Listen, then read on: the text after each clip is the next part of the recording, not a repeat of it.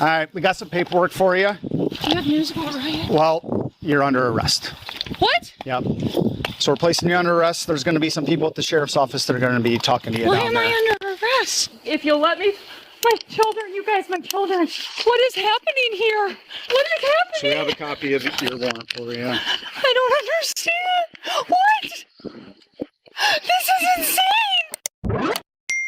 This is Karina Cooper. In June of 2021, her husband, Ryan Cooper, was shot twice in the face while sleeping on his living room recliner. Following the incident, Karina had mostly cut ties from her friends and family and kept a low profile. But 3 years later, she was now being arrested for the first-degree murder of her husband. My kids are going to be so scared. How is this happening?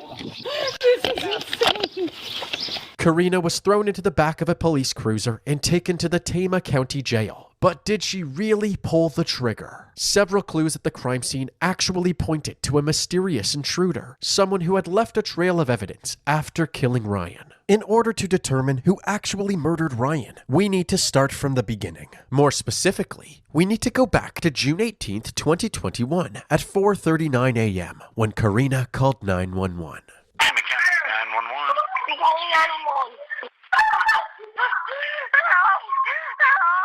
What's going on?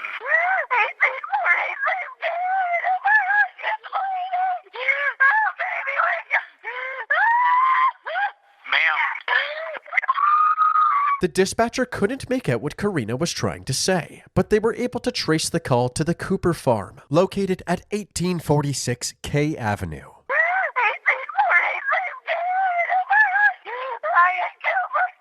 While this call was taking place, the sheriff's office received another 911 call from the victim's brother, Aaron. I just got a call from my sister-in-law that somebody's in their house. Okay, someone's in her house. Yep. We have a female on 911, but can't understand her. When Aaron arrived at the house, he stayed inside his truck, waiting for instructions from dispatch. I am armed. Do you want me to proceed? Yeah? The kid just came out and told me to come out. Okay. She's still screaming. Aaron entered the house and followed Karina's screams to the living room, where he found his brother in his recliner, unresponsive and soaked in blood. What the fuck? What? My brother's dead. What? We need an ambulance now. Aaron checked for a pulse and found nothing. Do you know if he's been shot? No. He has not, but there's blood coming out of his mouth. In here and all over on the floor. Moments later, a deputy from the sheriff's office arrived on the scene. What's going on? My brother's dead. Aaron led the deputy to the living room where Karina was curled up on top of Ryan's lifeless body. Ma'am, what happened? Upon closer inspection of Ryan's body, the deputy noticed 2 gunshot wounds to his face, confirming that this was a homicide. The house was now a crime scene, so the deputy told Aaron and Karina to wait on the front porch. 1079 is 7 headed this way as well. While waiting for backup to arrive, the deputy cleared the house for any threats and scanned for any clues as to who could have done this. They're almost to your location now. A second deputy approached the house and asked Aaron and Karina to fill him in. But Karina clearly wasn't ready to answer questions. What happened? She said... Where is the ambulance? Where's the guy with the gunshot? She's hysterical. Assuming he's what? That's the wife. So County 7. Get a hold of the ME's office. Also advise 86-1. We have 1 deceased male. While inspecting inside the house, the deputies noticed that nothing seemed out of place and there were no signs of a forced entry, so it seemed unlikely that this was a burglary gone wrong. Additionally, there was no evidence that a struggle had taken place, leading the deputies to believe that Ryan was killed while asleep in his recliner. The deputies headed back outside while they waited for the medical examiner. One of them asked Karina to follow him to his cruiser, away from the crime scene, hoping she would calm down to answer some questions. Can you tell me what happened? There was a loud noise. I thought something fell. Did you see anybody else in the house? No. So did he do that to himself? No way. No way. Okay. I couldn't get my gun out of the safe. You couldn't get your gun out of his face?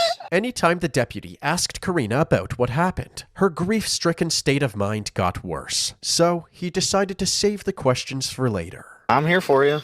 All right, I'm here for you. All right. We just got to figure out what happened first. Okay? You want to stand up? Yeah, I need air. Okay. Okay. Just take a seat, all right? Oh my God. Karina, sit up. Karina was then escorted back to the sheriff's office to be formally interviewed. She was now much calmer. Anything else kind of off or just strange about last night? Nothing. Nothing? Okay. Karina said that around 4:30 a.m., she was sleeping in her bed when all of a sudden she was woken up by a loud bang. It sounded like something crashed in the kitchen. It sounded like something falling. It was loud. I got up and I peeked in the living room and he was laying there, and I went to the kitchen and turned the light on in the living room, and then... So when you turn on the light, what exactly do you remember seeing? It just looked like he was sleeping. Okay. And then I walked up to him to touch his foot, there's blood, like everywhere, like a lot. I started screaming, like a lot. I don't know what I thought. I thought somebody was in the house. Karina said that she eventually tried to get her gun to protect herself, but she wasn't able to open the safe it was in. I tried to get my stupid gun that I don't even know how to work and have never shot out of the safe that he said we had to have, and I couldn't even get the thing open. I called Aaron. He said he was on his way, and I went back out. Rather than hide from a potential killer in the house while she waited for Aaron, Karina went back to her husband's body and continued screaming at the top of her lungs. Do you make any attempt at, do you touch him? Do you... I groped on him. I hit him. I think I was shaking him and screaming at him. You think you were hitting I him? think I could hit him, trying to get him to wake up. Shaking him. Okay. Holding his feet. Throughout this entire incident, Karina made no attempt to save Ryan's life. Although she chalked this up to being too distraught to think straight, the detectives couldn't help but wonder if there was a more sinister explanation for her actions. Again, not to be personal, okay, but again, these are things we need to ask, just to try to figure this thing out. Has there been any marital issues between the two of you? Nothing where there was ever any doubt about our marriage. Okay, so no affairs of any kind? No. According to Karina, her and Ryan's marriage was rock solid. But in a separate interview room, Aaron was telling the detectives otherwise. He told them about an incident that happened last year, where Ryan had apparently seen a message on Karina's phone from one of her clients named Houston. Something about seeing a married woman naked. The detectives interviewing Karina were pulled out of the room and advised of this new discovery. They then formed a game plan before recommencing her interrogation. One of the questions I have is, do you know anyone that would have any reason to hurt him? No. Has he had any issues with anybody? No, nobody. He doesn't hurt anybody. Okay. But can you tell me about your relationship with Houston? Danker? Yeah. He's my friend. Okay. And I'm going to be blunt with you and be forward with you. The only reason we ask is Aaron made mention about maybe Ryan seeing something on your Snapchat. Not that that was Houston, but there was something with your Snapchat. Last fall, there was a Snapchat that wasn't even meant for me. Okay, tell me about that. Supposedly, Ryan saw it, not me. And he told me about it. It was something about a married woman and seeing her naked or something like that. Okay. And Ryan saw it and confronted me, and I confronted Houston, who were friends on Snapchat, and that's it. Okay. And he swore up and down it wasn't meant for me. I guess. This is dumb. Well, we're trying to get to the bottom of dumb. Oh my God. We're just making sure that all the questions are answered. Has Houston seen you naked? No. God, no. Okay. He's 22 years old. Oh, No. To each their own. I'm just... Stupid town and their rumors. No. Okay. I cut his hair. I watched his kids a couple times when his babysitter flaked. Karina said that the last time she spoke to her friend Houston was in the spring, and ever since then there had been zero issues. Her interview was concluded and her phone was seized. The detectives ultimately found no evidence of an affair with Houston, but they wondered what Houston himself had to say about his relationship with Karina. So they tracked him down and brought him in for an interview. Yeah, actually, if you can grab a seat here, that'd be great. Okay, why your name came up is Ryan Cooper died. See, and Okay, so Ryan Cooper died, and one of the first, I don't know, in the first hour, someone said, hey, we heard that Karina was having an affair with Houston. That's why you're here, okay? Yeah. The rumor that's going around is you and Karina were Snapchatting. Did that actually happen at some point? Yeah. Okay, when did that happen? Yeah. I mean... Is it still going on? With me and Karina? Yeah. No, I mean, it's random Snapchat shit. You know, I mean, it's Houston said that he used to work near the Cooper residence, so he would often stop by to get his hair cut by Karina, who is a full-time hairdresser. However, he hadn't made much contact with her since he switched jobs in October of last year. I'll put it this way. I'll completely dumb it down. So, like, with me and Karina, the hard thing with all that rumor being spread is I was literally sitting there like I would say a best friend. Like when everybody around Traer was saying, oh, you know, Houston's nailing her or whatever, I'm sitting there like, nope, Although Houston is painting himself as a harmless acquaintance, he actually has a long history of having intimate relations with local cougars, women who are much older than him. Back in high school, he would apparently pull up outside of the local gym and flirt with the women exercising through the window. Some of these women couldn't resist Houston's charm, including his best friend's mom, whose marriage was ruined when the affair came to light. The agent knew about Houston's past and put his best friend persona into question. You kind of got a reputation where you're pretty successful with the ladies, right? I won. Better luck than some. Or not as bad as others. Years ago. Yeah, I mean, it's bad to say, but I'm young with 2 kids. You know, I mean, it's not good. Right. But, Houston insisted that despite his reputation, he was merely friends with Karina. He also claimed that he was sleeping at the time of the murder. Since the detective was unable to dispute anything in Houston's story, he was free to go for the time being. The detectives checked in with the crime scene investigators, who had discovered a lot about the killer's movements using blood evidence. At the base of the door right behind Ryan's recliner, there was blood spatter. The only way the blood could have gotten there was if the door was open at the time of the murder. This door led to a set of stairs, which also had small droplets of blood going down them. At the bottom of the stairs was a bloody shoe print. Although they couldn't prove that Houston was involved just yet, it was clear that somebody had entered this door, shot Ryan, and exited through the same door. Another important question was why the door was locked when the crime scene investigators first arrived. Either the killer had a key to that door, or someone had let them in and then locked it after Ryan was killed. The detectives believed the most reasonable conclusion was that Karina was involved in Ryan's murder. While reviewing the body cam footage, they were shocked to see her 12-year-old son standing in the living room, watching as Karina sobbed on top of Ryan's dead body. Ma'am, what happened? Karina stated multiple times that she thought there was a killer in the house. The detectives couldn't fathom why she allowed her son to stand around in the living room, not only witnessing his father's dead body, but potentially becoming the killer's next target as well. This, along with her over-the-top screaming, Where is the ambulance? led the detectives to believe that she was putting on an act. The detectives didn't waste time to bring Karina back in for another interview, and they confronted her with their suspicions. I think that this is a permanent solution to a temporary problem. Whatever's happening between you and your husband, whatever the issues are, okay? There are no issues. There are no issues.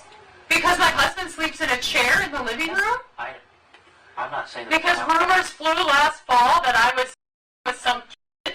We've been fine. Never once did either one of us ever say that we were going to leave. Never once did we doubt our marriage, our kids, our family. Karina was headstrong on maintaining her innocence, and without more evidence against her, she was free to go. From that point on, she refused to speak with any law enforcement. The detectives advised Ryan's family to act normal around Karina and to let them know if she slips up in any way. But this didn't seem to work, and almost 2 years passed with no progress in the case. Then, in mid-2023, the detectives analyzed the data from a cell phone tower near the Cooper property. Unfortunately, the only devices recorded near the tower on the night of the murder belonged to Karina and Ryan. In a desperate attempt to push the investigation forward, the detectives used this evidence to suggest that nobody else had been on the property that night, and Karina had actually pulled the trigger herself. With Aaron's help, the detectives were able to convince Karina to sit down with them one last time to see if she would stick to her story when directly accused of Ryan's murder. This will be an interview with Karina Cooper. Rather than jumping on her right away, the detective wanted to hear if Karina's story had changed at all over the past 2 years. I got up and kind of just to look and find that noise and find Ryan. Why didn't he wake up to that? Yeah. When I went in the living room, I said his name a couple of times because it looked like he was sleeping. And I remember Aaron over my shoulder took his pulse, and he was on the phone with 911 because I remember him saying, no, there's no pulse or something to that effect. I screamed and screamed. I know that. And I'm embarrassed that I did everything wrong. And I just remember screaming. I thought somebody was here. And was Ransom in the bed, or was he sleeping? He was at the foot of the bed. Because you said you almost tripped over him. I did trip over him. You did. Her story was consistent, but regardless, the evidence still pointed toward her involvement. It seemed that she could tell where this conversation was headed, because it wasn't long before she was rushing the detective out the door. I need to be finishing up soon, so if there's something you have to do yet. Yeah. No, I appreciate your time. Thank you so much. After packing his things, the detective finally confronted her. So, Karina, at this point, the case fact shows that nobody did come into the house that night. Somebody did. Somebody obviously came in here. My husband's dead. He is, Karina. And we both know at this point why that is. Karina, we know that it wasn't someone coming inside the house. You're leaving my property now. Somebody came into my house and killed my husband. Go figure out who killed my husband. Yeah, well, we did. No, you obviously didn't. Before the detective could even get into the details, Karina stormed out of the house. Let's talk about it. No, get off my property. You want to talk? You talk to my lawyer. Well, I don't want to talk to you. I just want to talk to you because you're the one that knows what happened to Ryan that night. No, I don't. If I knew what happened to my husband, I'd be in jail because the would be dead. Karina. Get off my property.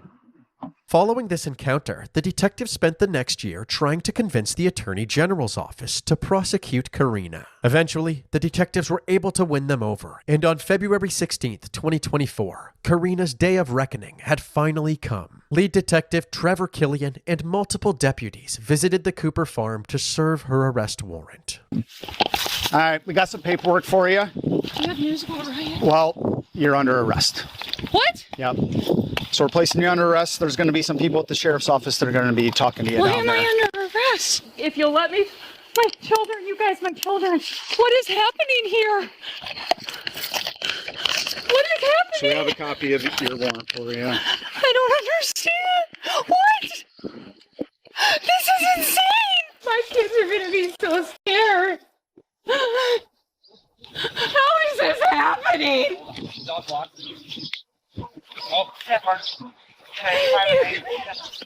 This is insane.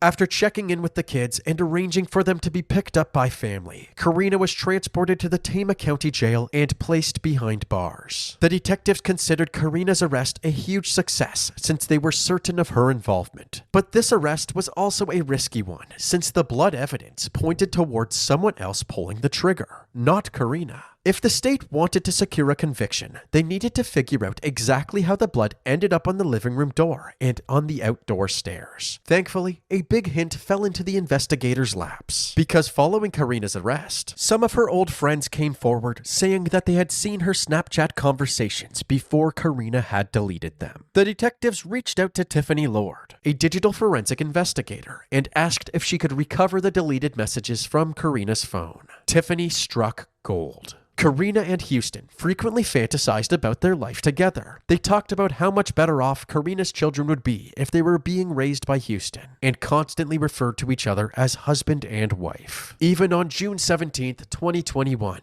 the day before the murder. Then, on the day of the murder, just an hour before the 911 call rang in, Karina and Houston expressed their burning love for each other. Houston then said, "Okay, babe, phone's going down. Remember those casings.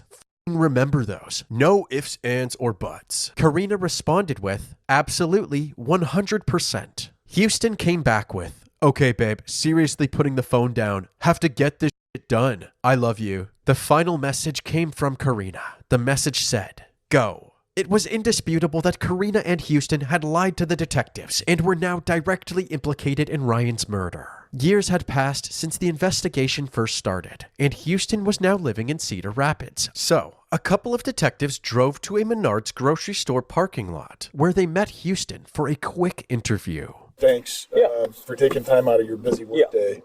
Obviously, at this point, Karina's been arrested, as things have moved along, there's still a few gaps in our knowledge. They started the interview by revealing that they know about Houston's affair with Karina. You become romantically attracted to her. Yep. Is that right? And things have progressed. Yep. Did you guys ever talk about a plan to relocate together or live together at some point in the future? No. Houston is lying here. Several messages the investigators found clearly imply that he and Karina were desperate to live together. He told the detective that Ryan had found out about the affair at one point, and it gave him a bit of a reality check, but it didn't affect him enough to stop seeing Karina. Did he basically ask you if there was something going on between you and Karina? Pretty much. And you just straight up said no, right? Yeah. When he got a hold of me about that, that made me feel pretty low to call a spade, I felt bad for kind of pissing in his Cheerio. Okay. Houston told the detectives that Karina was madly in love with him, but he never cared enough about the affair to harm Ryan. The detectives challenged this claim by pretending Karina was speaking to law enforcement from jail, pinning all of the blame on him. Karina has a way of explaining this. Mm-hmm. And it's Houston who is the love-crazed person who just hated Ryan. And that will be the story that gets told. And that's not true. No, it's not true. Tell me about that night. So, just to be honest with you, Karina wanted me to go over there and do it. Yeah. Let's start over and talk about these early morning hours, right? I guess what I'm going to ask you guys right now, are you guys telling me that I'm the one that did it? Who first put the idea forward to end his life? Karina. What would be the next thing then that would happen to the plan? Was to, be together and live life together. Which that would have never happened. Was this 50-50? Would you say? I would feel like I was forced into a lot of that stuff. Details of Houston's story were slowly changing, until eventually he admitted that Ryan was shot with his gun, but he wasn't the shooter. Okay. Ryan got shot with a .22 that I own. Who shot him? Karina. Where were you at? At home. Apparently, he originally agreed to be Ryan's hitman, but backed out at the last minute. How did she receive that? When you're like, I don't want to do this. Not very good. Call me up, thought you were going to take care of us, things like that. She's a pretty dominant person. It was so forced upon me. And like I said, once again, should have just been a bigger person, said, Karina, you, this is stupid, this is dumb. What are we doing? After Karina took matters into her own hands, she told him to leave his phone at home and come grab the weapon. What vehicle did you drive over there to pick the gun up? A four-wheeler. Kind of be under the radar, I suppose. Where was it at when you picked it up? In the driveway. Houston had no idea about the trail of blood evidence back at the Cooper household and how it didn't align with his story at all. But whether he was actually in the house or not, he had just admitted to helping plan Ryan's murder, hiding the murder weapon, and lying to law enforcement, which was more than enough to justify an arrest. Are you guys arresting me? Just be honest with me.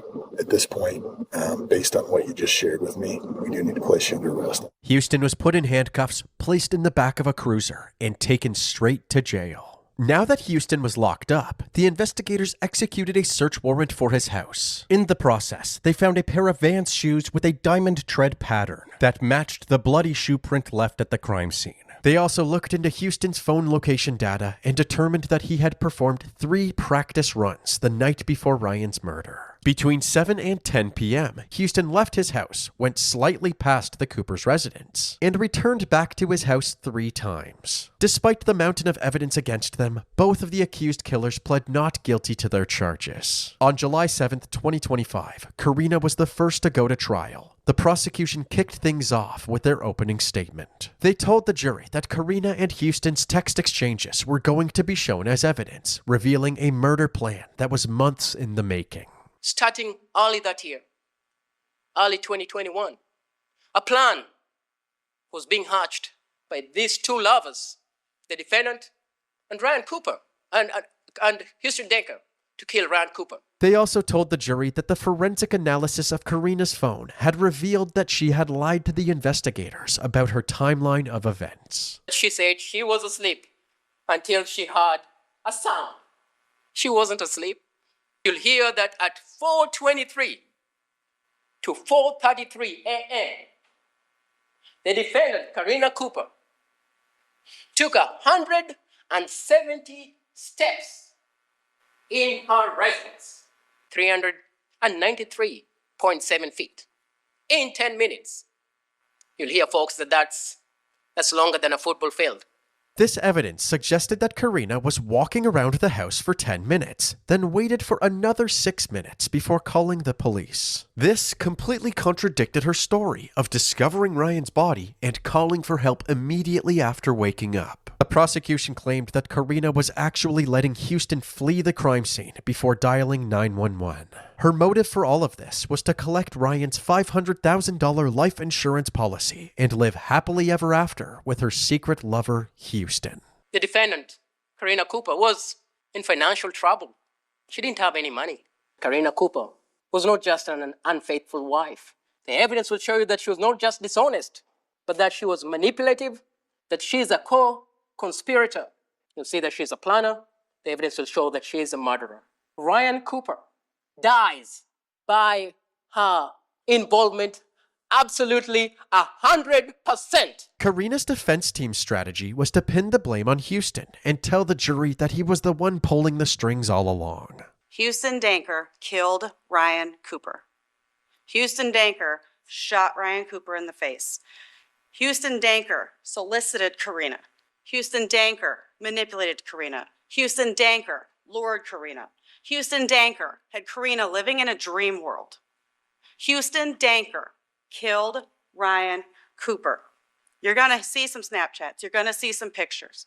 Karina Cooper was in a dream world, and then it became real, and then she was in too deep.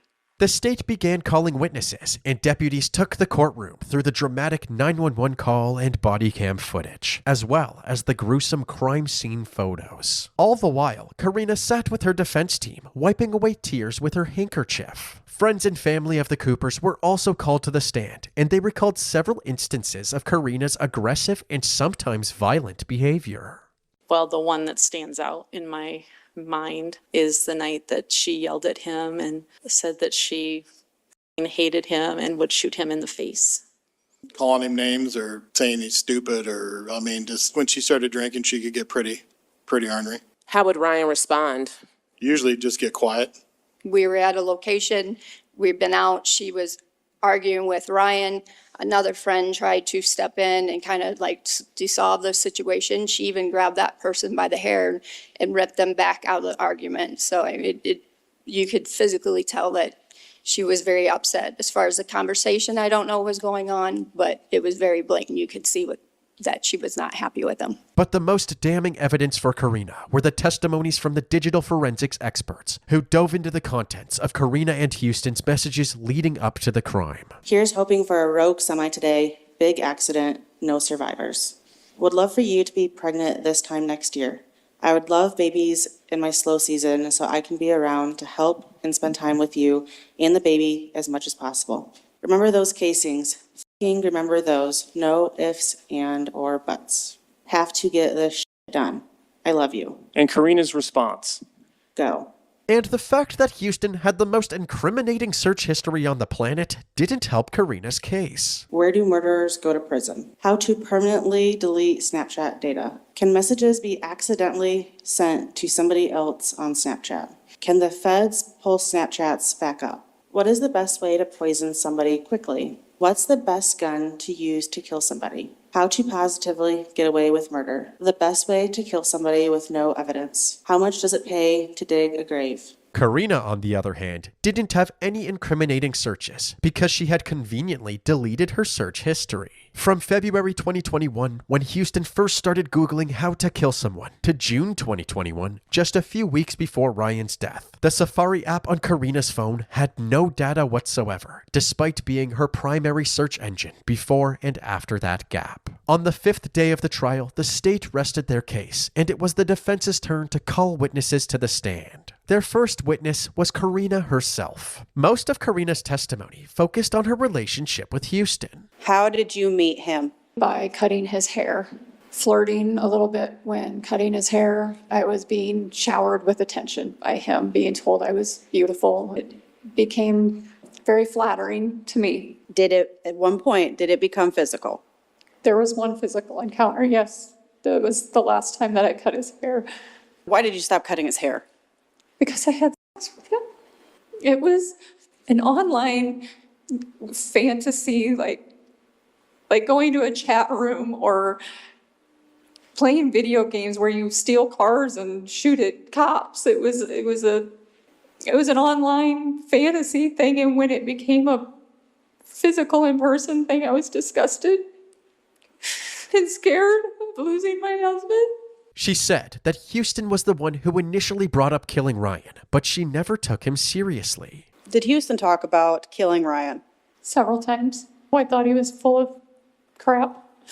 As for her incriminating messages, she said some of them were bad jokes and others were part of her elaborate fantasy. There's a message about a rogue semi-accident that we saw on the Snapchat. Did you want your husband dead? No. I have a really sick sense of humor sometimes, inappropriate humor, and I have a sharp tongue sometimes and can say nasty things. Would you ever orchestrate the murder of your husband with your 3 kids home? Never.